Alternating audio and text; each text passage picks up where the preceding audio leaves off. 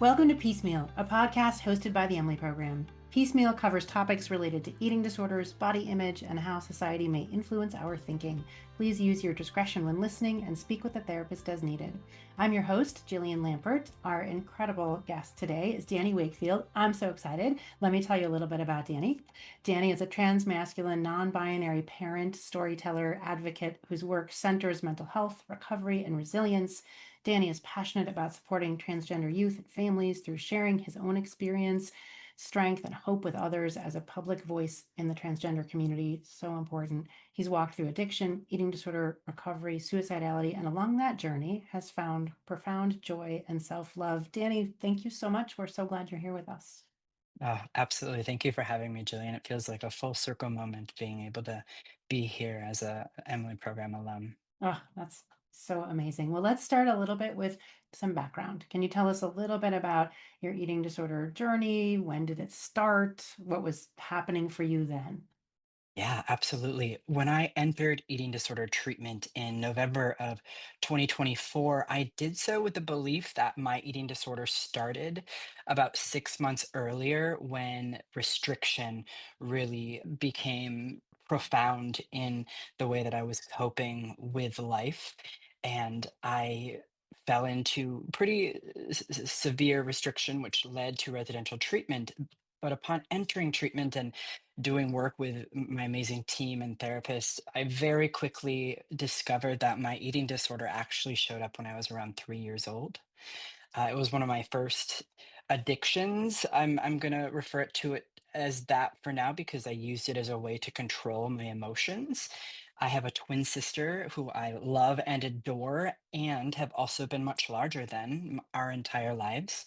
And so from the time I can remember, around 3 years old, there were comparisons happening. I was always the bigger one. I got nicknamed garbage disposal and mega mouth, and because I ate more than she did, because she didn't eat much. And so I grew up with these comparisons happening not only internally, but also externally within my family, and I internalized that in a way that allowed me to control what was going on around me, living in a chaotic environment growing up. And that first started showing up around three, noticing that. And then six, I started hiding frosting jars and hiding food in my room and eating in shame and in secrecy because it felt the safest thing to do. And so I really noticed upon looking back with my therapist how binge eating and restriction had actually played a role in my life far longer than I ever was able to have language for or identify on my own, in part because we live in such a sick society that really rewards eating disorders and it rewards certain body types. And so having heard that my entire life, it was normal. I didn't identify as having an eating disorder because it just felt like I was living the life that I was meant to be living in the society in which we do. So it wasn't until I had the help of a therapist and the language to identify when my eating disorder actually started that I started to understand the true extent of how deep my eating disorder was rooted in my coping mechanisms.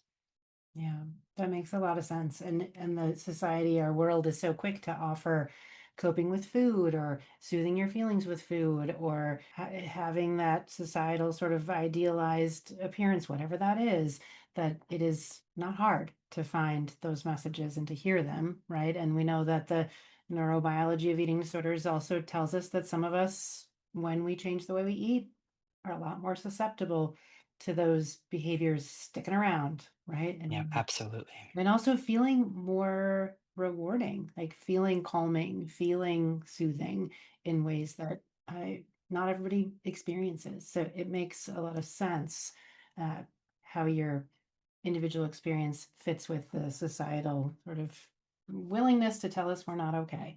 Hmm. It's all unfortunate, but let's talk a little bit as you were able to access treatment, right? We know that not everybody can access treatment, unfortunately, and we're all collectively working really hard to try to change that. That is a large boulder up a steep hill. We Yes, are working absolutely. at it.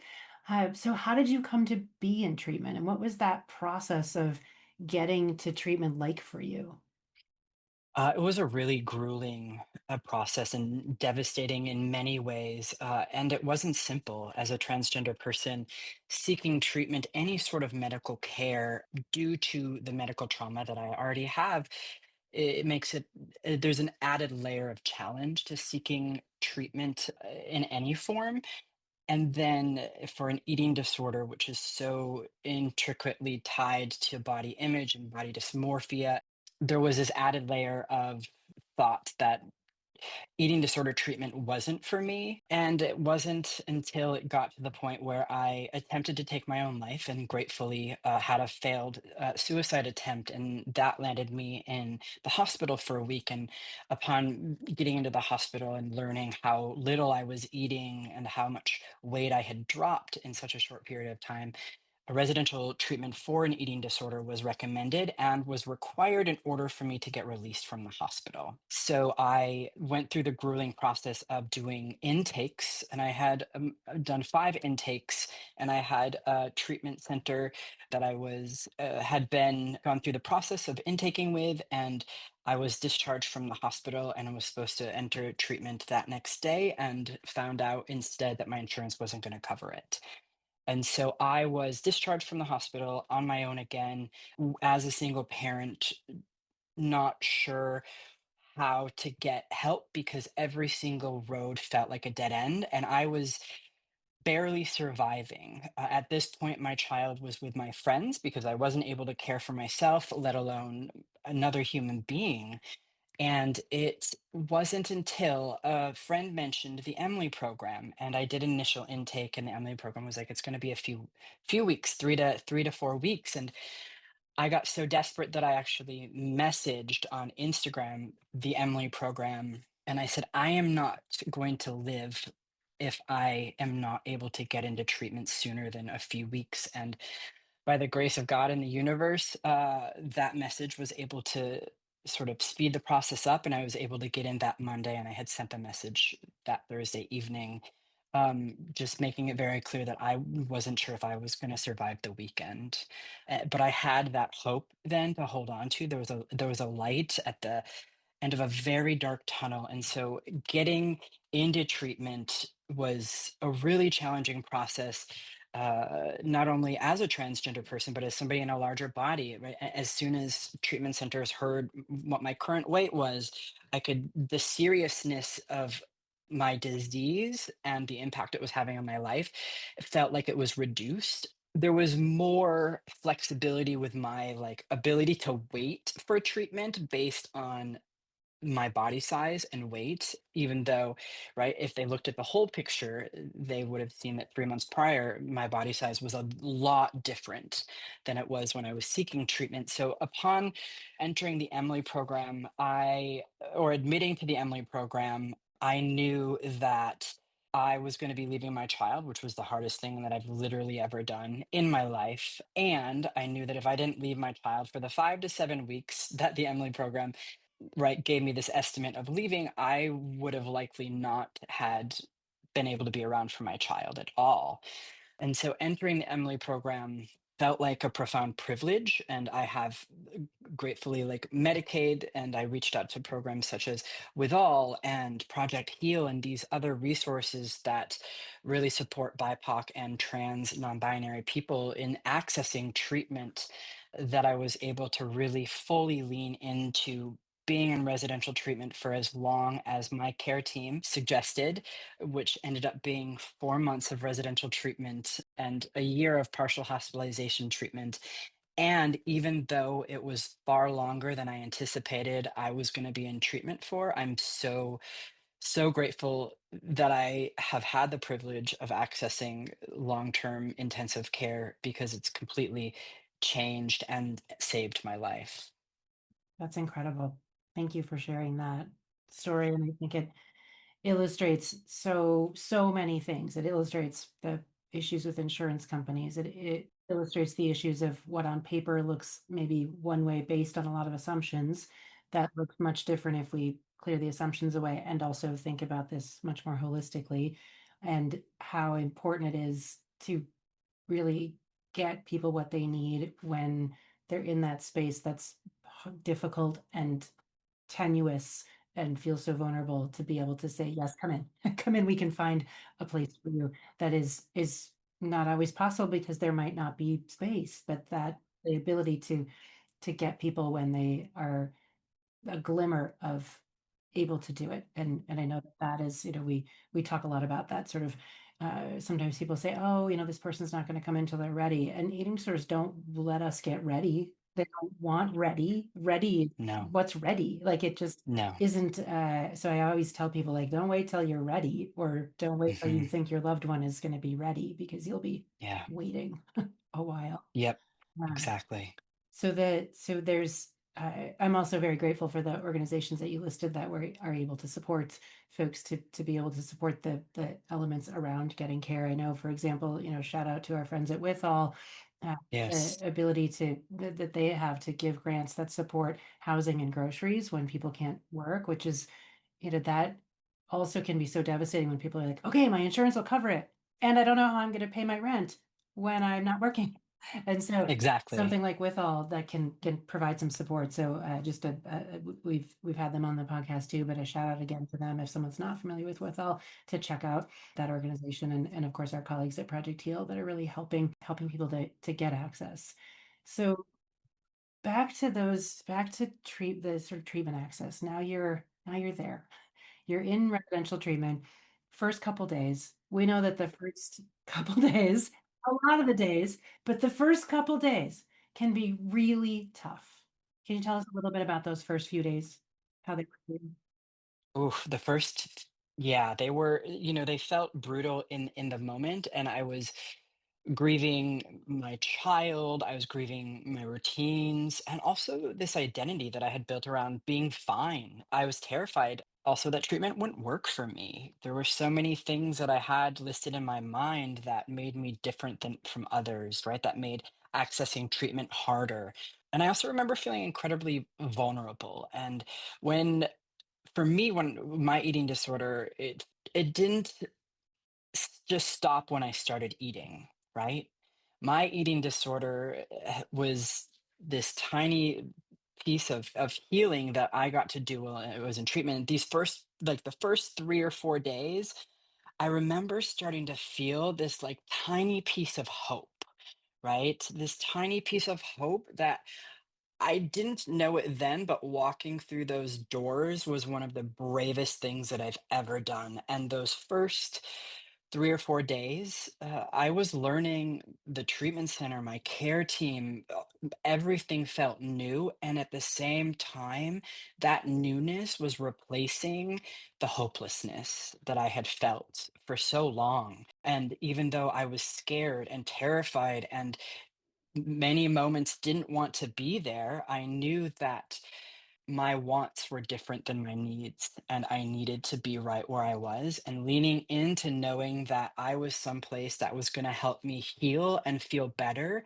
even in the discomfort of the newness of my surroundings, really helped me lean into being authentic and vulnerable with my care team and with other clients there as well. And most importantly, I think myself. Yeah, absolutely. I think those that really illustrates the range of different experiences, and how difficult it can be to not only change your routines and to go somewhere new and to leave your family and to have those worries. Eating disorder treatment can be hard because pushing back against the eating disorder can feel bad, right? The vast oversimplification. But eating disorder treatment, it's one of my things I always say, that like I wish we could make it feel easier, not be as difficult. And it just is hard, right? There are a lot of things that are hard about it. And the beauty of what you're saying is that those little moments of hope, those kernels of like, oh, it could be different, that can fuel through the difficult. And in my experience, and I've worked in this field for a while now, people with eating disorders have a lot of persistence, and they have a lot of ability to keep going when it gets hard. And that's a Yes. great trait to have. The eating disorder, of course, tries to take advantage of that trait. Mhm. And it is a genuinely beautiful trait to have, to just keep going when it's Yes. really hard, because Yes. it'll get better at some point. And it does. Does. Yeah. So tell us a little bit about that. Take us a little further down the path. You were in residential treatment for the 4 months. You were in partial hospital treatment in that PHP level of care for a year. How did your recovery journey sort of evolve as you went through treatment? What was helpful for you? This is sort of a two-parter. Like, what was helpful for you? What kind of things did your community of support do to help you that you found helpful? And also, what was unhelpful or you really wish you could have had that you didn't? I think very quickly my recovery became so much bigger than just food. My recovery through eating disorder treatment has evolved in ways that go beyond what I ever imagined possible when I first set out in recovery. I had an amazing care team, and have had an amazing care team with the Emily program throughout all levels of treatment. That has had a profound impact on me.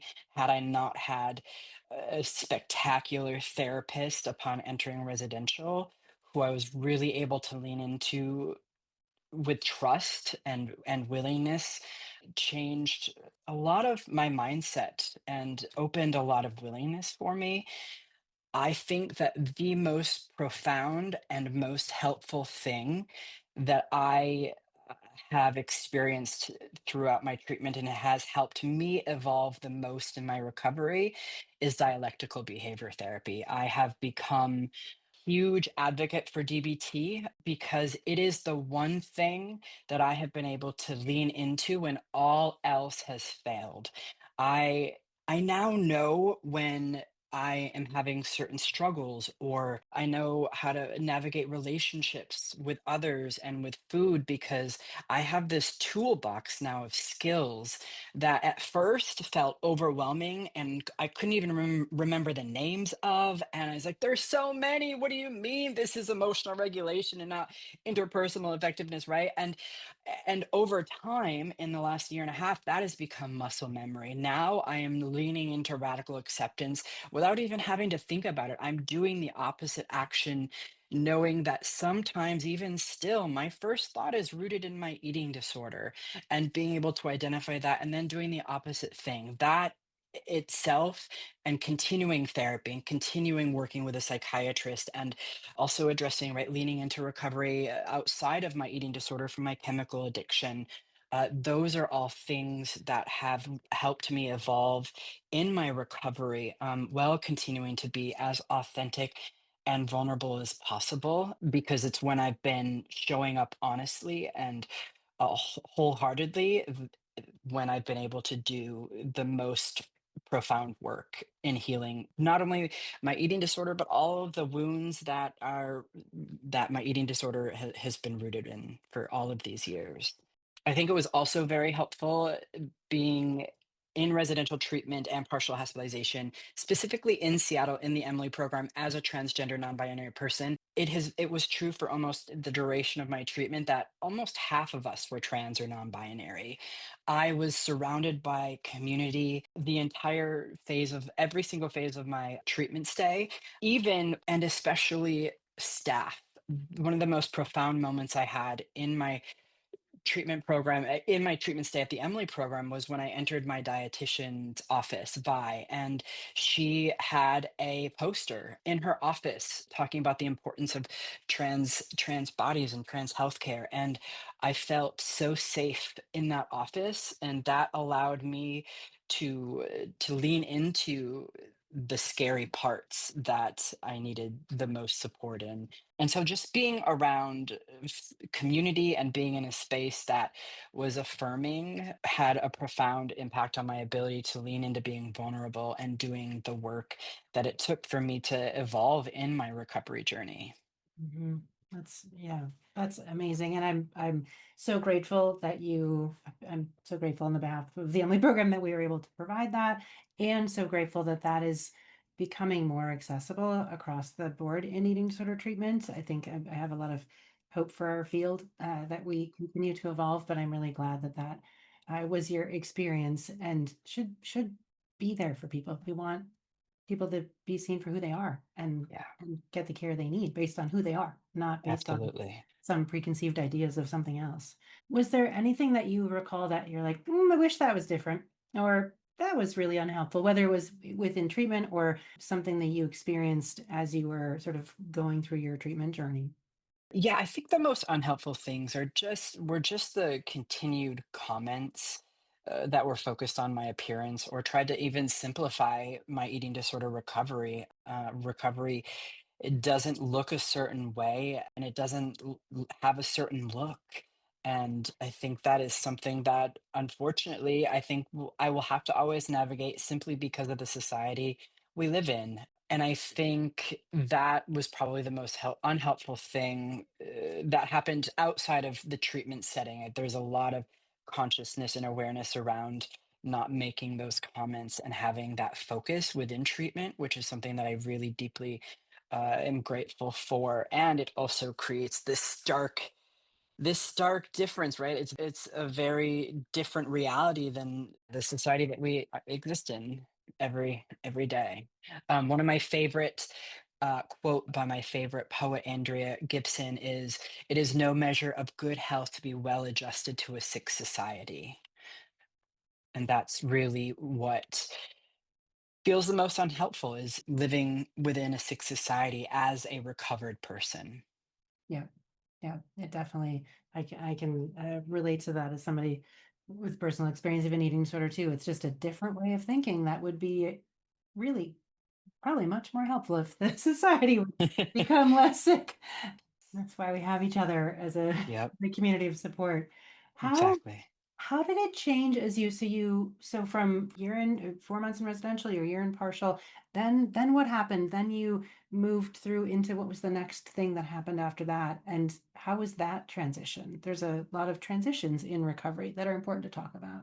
There are absolutely. I think the transition from residential to partial hospitalization was the most challenging for me. That's when I had to, or I got to learn how to trust myself even more fully again. And in residential, I started leaning into my character strengths, right? And my goals that I had dropped to the wayside when I lost hope due to the eating disorder. And so as I was leaving residential treatment, I reapplied to the University of Washington after 12 years. I had to withdraw to attend rehab for the first time 12 years ago. And I learned in residential treatment that I have this passion for learning and books, and I couldn't get enough homework from my therapist. And so I applied and I got back into the program.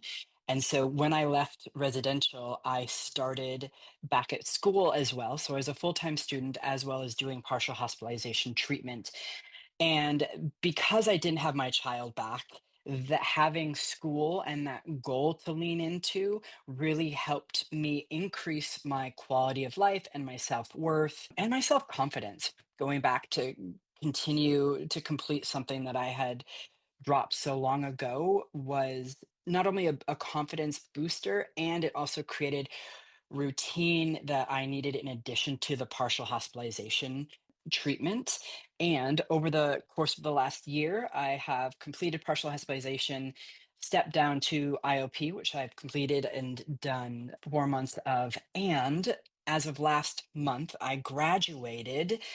I was able to walk across the graduation stage carrying my child in my arms, who I now have guardianship back of, along with waving my trans pride flag. And it was literally probably the proudest moment of my entire life. And it was a gift, it was a direct gift of recovery that I wouldn't have had. I wouldn't have if I hadn't sought treatment for this eating disorder. And the transitions were really hard along the way. And leaning into the things that I already had in place, the skills that I already had, the routines that I could transfer from residential to partial hospitalization to living on my own, those things all stayed the same, right? So I made sure to continue to lean into the support of my care team and my community. And that helped make the transitions through treatment and out of treatment so much more manageable than it would have had I been doing it alone. Yeah. That is an incredible uh, just image of you walking across the stage at graduation. I mean, I've followed you on social media. I've seen the photos, but just the way you paint the picture, it's just like incredible to to see from where we started this conversation of where you were to where that moment brought you and beyond. Yes. And I know, not every day has to have a pinnacle moment, and very important to honor them when they show up and to really reflect on how you got there and that it's possible. I think that Yes. the themes I keep hearing in your story are that it's possible when you don't think it is. It is possible. Absolutely. What's a joy you have now that you didn't have in the midst of the eating disorder? I mean, there are lots of joys you just listed in that story, but what else? Like, what's one more joy that you have that, tiny little joy, giant joy that you have that you didn't have in the midst of the eating disorder that you're grateful for? My initial reaction to that is joy itself. I didn't have much joy in itself, and I have this joy now that I am building this life worth living. And that looks like finding joy in bike rides, and it's finding joy in the sun. And just yesterday, I was putting my child to bed, and I was like, this is like the joy of even when bedtimes are hard, like I still am here for this bedtime. I get to put my child to bed, and that's a huge joy in itself. So there's these little moments of joy of like being able to take a deep breath in and out without being crippled with anxiety, like finding joy in those moments as well as right the joy and being able to parent in the ways that I know that I am able to parent as a result of this recovery. Beautiful. Danny, you are an incredible advocate, and you're sharing your story, I know in part in hope of helping other people. Tell us about that. Tell us about the experience of sharing your story, and what are your hopes in sharing your story with other people? I share my story because I want people to know that they're not alone. I want any trans and non-binary person, especially youth, to know that they are worthy of recovery, and that it's possible, that even when it feels impossible, even when it feels like we're not worthy or deserving of recovery or even life, that we are. I want to challenge the stereotypes around eating disorders, the effect of that gender and body size and so I share my story so that other people have hope and are able to see themselves in parts of my story and hopefully realize that recovery is possible for them as well. Yeah, absolutely. What else would you like to see from a sort of systematic, other than like let's fix the culture so that people can be who they are, and eating disorders don't have to exist as ways that society tries to get us to comply with that. There's a lot there, but Mhm. what what are your hopes? Do you have a couple hopes for people who are struggling? What else would you like to see more accessible, more prevalent, more awareness, more something? So I guess it's the more question. What more do you want to see for somebody with an eating disorder? Absolutely. I want to see more diversity. I want to hear stories from right people in larger bodies, from BIPOC people, from people who are trans or non-binary. I want for treatment to be more accessible to those communities as well. And then once we're in treatment, I want for there to be more education. I want people to not only feel affirmed and also like they're surrounded by an educated treatment team and that their peers are also having access to this education as well, right? One of the beautiful things that a therapist did residential in the Emily program was having a support group, specifically group for trans and non-binary people in this treatment center struggling, right? And just having more access to more podcasts and memoirs and stories. One of my favorite blog posts was written by a fellow trans person in recovery, and hearing parts of his story really helped me lean into parts of my story. And so just having more visibility and spaces for trans and non-binary and BIPOC folks to have a voice and share their stories. Absolutely. Well, and you are contributing to that right now, and I know we'll continue to. So we ask everybody this last question. You know what it is. But we hear a lot that people listen to other people's stories and think, That's not going to happen for me. Like, that's great. I'm so glad that happened for you, but that's not going to happen for me. What would you say to somebody who believes that it's not possible for them? Yes, this is a really, really great question. I would tell them this and stayed there for a very long time. There were many moments when I was convinced I was too complicated or too broken or too far gone to recover. And gratefully, I was wrong. Recovery is something that doesn't happen all at once. It starts with a tiny moment of willingness, right? It starts with borrowed hope from other people until we can hold on to that hope ourselves. We don't have to believe that we'll recover forever.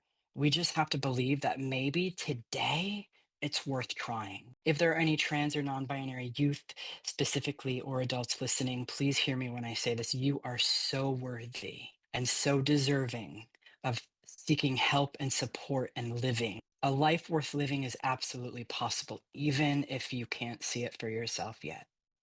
Absolutely. I love that phrase, borrowed hope, that you can borrow hope from other people. That's, I think, part of what we do in treatment is like we'll hold it until you can trust it more. Like that's what we want to, one of the main things we want to do is let Absolutely. people know that there's hope out there and we're gonna hold on to it. So Yeah.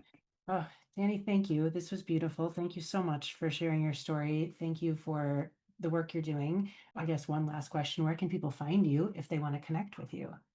I'm across social media, Danny the Trans Dad, Instagram, Facebook. Feel free to reach out on those platforms if so desired.